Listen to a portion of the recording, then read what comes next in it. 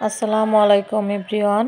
তো আজকে একটা বড় ব্লগ নিয়ে চলে আসলাম। এখানে কিছু টাকি মাছ আছে, আর টাকি মাছগুলোকে আমি ভালো করে কুটে ধুয়ে এখন হলুদ মরিচ লবণ মাখায় রাখতেছি, এটাকে ভাজতে দিব।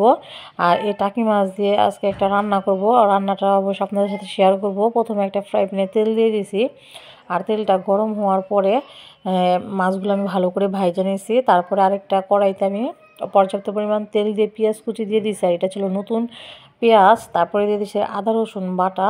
এখন একটু আদা রসুন বাটাটা দেওয়ার পর আদা রসুনটা পেঁয়াজের সাথে ভাইজা নেব। তারপরে দিয়ে দিলাম লবণ, হলুদের গুঁড়া 1.5 চামচ। তারপরে দিয়ে দিব একটু মরিচের গুঁড়া। মরিচের গুঁড়াটা কম দিব, কারণ আমি কাঁচা মরিচ দিয়ে তরকারিটা বেশিরভাগ রান্না করব। এটা হচ্ছে নতুন পেঁয়াজের পাতা দিয়ে চ্যাংটাকা দিয়ে বা ছোট টাকি মাছ দিয়ে রান্না করে একটা ভুনা। তো এই রান্নাটা কিন্তু শীতকালে খেতে বেশ মজা লাগে। তো এই কারণে আপনাদের সাথে রেসিপিটা দেখাইতেছি। তো তারপরে ভাজা মাছগুলো মশলাটাকে ভালো করে কষায় নিয়ে ভাজা মাছটাকে আমি এখানে ভালো করে একটু কষায় নেব, নাড়াচাড়া দিয়ে নেব। আর মাছটা আমি বেশি কড়কড়াও ভাজা করিনি, বেশি আবার কাঁচাও রাখি নাই, মিডিয়াম টাইপের একটু ভাজা করছি। তারপরে এখানে আমি পানি দিয়ে দিলাম, এটাকে ভালো করে সিদ্ধ হওয়ার জন্য দিয়ে দিলাম আমি এখানে টমেটো। শীতকালে টমেটো ছাড়া তো লাগে যেমন কোনো কিছু জমেই না। তারপরে দিয়ে দিলাম গাছের কাঁচামরিচ। তো এই যে এখানে গাছের কাঁচামরিচ নিয়ে আসলাম, এগুলো দিয়ে দিলাম গাছ থেকে পেরে আনা কাঁচামরিচ। এগুলো প্রচুর ঝাল, এই কাঁচামরিচগুলো আর ঘ্রাণ অনেক ফ্লেভারফুল। তো যাই হোক, এগুলো দিয়ে দিলাম। দেওয়ার পরে যে দিব এটা হচ্ছে আপনার পেঁয়াজ পাতা। তো এটা উপর দিয়ে দিয়ে দেব। আর এই পেঁয়াজ পাতা দিয়ে এই টাকি মাছগুলো রান্না করলে কিন্তু খেতে বেশ মজা লাগে। পেঁয়াজ পাতা কিংবা পেঁয়াজ ফুল যাই হোক না কেন, তো আমরা এটাকে পেঁয়াজ পাতা বলি, ফুল যেটা মাঝখানে থাকে সেটাকে বলি ফুল। তো ওইটা এখন তৈরি বের হয়নি, তো সম্ভবত এটা পাতাই। তারপর উপর দিয়ে দিয়ে দিলাম ধনিয়া পাতা। এটা ছিল দেশি ধনিয়া পাতা। তো পানিটা যখন শুকিয়ে আসবে, আর যেহেতু আমি ভুনা ভুনা করবো, তখন আমি নামায় নেব। এই তো রান্না শেষ। এদিকে আমার হাজব্যান্ডের জন্য রান্না করছি মুরগি দিয়ে আলু দিয়ে। তো সেটার দেখাই নেই, সেটা তো রেগুলারই দেখাই, মানে মুরগি দিয়ে আলু দিয়ে এটা কমন রান্না। তারপরে রান্না করব শীতকালীন আরেকটা সবজি, সেটা হচ্ছে সিম। তো সিম দিয়ে আলু দিয়ে ব্রিগেড মাছ দিয়ে রান্না করব। তো এখানে ভালো করে সব হলুদ মরিচ ময় মশলা দিয়ে কষা টষা নিতেছি।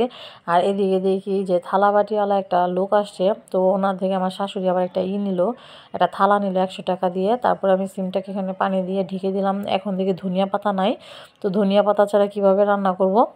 শীতকালে তো ধনিয়া পাতা ছাড়া কিছু ভালো লাগে না। উঠে আসলাম ছাদে। ছাদে আসার পরে যে আমার বিলাতি ধনিয়া পাতা আছে, যখনই আমার প্রয়োজন হয় তখনই আমি আমার ছাদ বাগান থেকে বিলাতি ধনিয়া পাতা কাঁচামরিচ অনায়াসে নিতে পারি, আমার কোনো টেনশন থাকে না অনেক সময় যদি নাও থাকে। তো এই যে এখানে অনেকগুলো বিলাতি ধনিয়া পাতা হয়েছে, সেগুলো নিয়ে নিলাম। কত সুন্দর টাটকা, এটা হচ্ছে নাগামরিচ গাছ।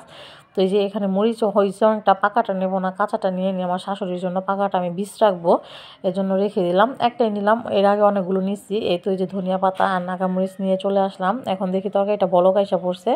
তো এইদিকে তরকারিটা বলক আসার পরে এখন আমি সব মাছ ভাজাগুলো দিয়ে দেব। এটা ছিল ব্রিগেড বড় টাইপের মাছ। তো যাই হোক, মাছগুলো দিয়ে দিলাম, ভাজা মাছগুলো এখন উপর দিয়ে এই যে ধনিয়া পাতা, টমেটো কুচি, তারপর পেঁয়াজ পাতা এগুলো দিয়ে দেবো। এগুলো দিয়ে দেওয়ার পর যখন ভালো করে একটা 2-3টা বলক আসবে, তখন এটাকে নামায় নেব। আর সিম তরকারিটা শীতকালে কিন্তু খেতে বেশ মজারই হয়, ভালোই লাগে খেতে। তো এই ছিল আজকে আমার রান্না বান্না। তো এখন হচ্ছে খাওয়ার পালা, দুপুরবেলা। তো এই তো এই যে যে টাকি মাছটা আমি রান্না করছিলাম, সে টাকি মাছটা নিয়েছি খাওয়ার জন্য। তো এটাকে অনেক বলে নাকি ট্যাং চাকি নাকি জানি বলে, টাকি বলে, যাই হোক আমরা টাকি মাছে বলি বলি ছোটো টাকি। তো তরকারিটা বেশ মজার ছিল খেতে, অনেক অসাধারণ একটা রেসিপি।